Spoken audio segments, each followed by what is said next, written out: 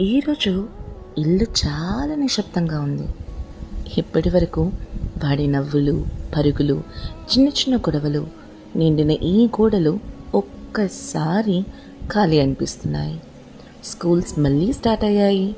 మావాడు యాజ్ యూజువల్గా స్కూల్కి వెళ్ళిపోయాడు. మావారు ఆఫీస్ వెళ్ళిపోయారు.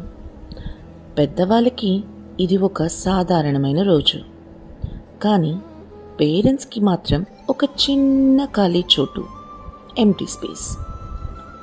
ఇంట్లో గాలి మెల్లగా వేస్తుంటే ఆ గాలి కూడా మీ వాడు ఏడి, ఎక్కడున్నాడు అని అడుగుతున్నట్టుంది. ఒక్కసారి వాడి బెడ్రూమ్ చూస్తే వాడి బొమ్మలు మళ్ళీ నేల మీద కనిపిస్తే, చిన్నగా ఎక్కడో కార్టూన్ శబ్దం వినిపిస్తే బాగుండును అనిపిస్తుంది. కానీ ఈ నిశ్శబ్దం కూడా అందంగానే ఉంది.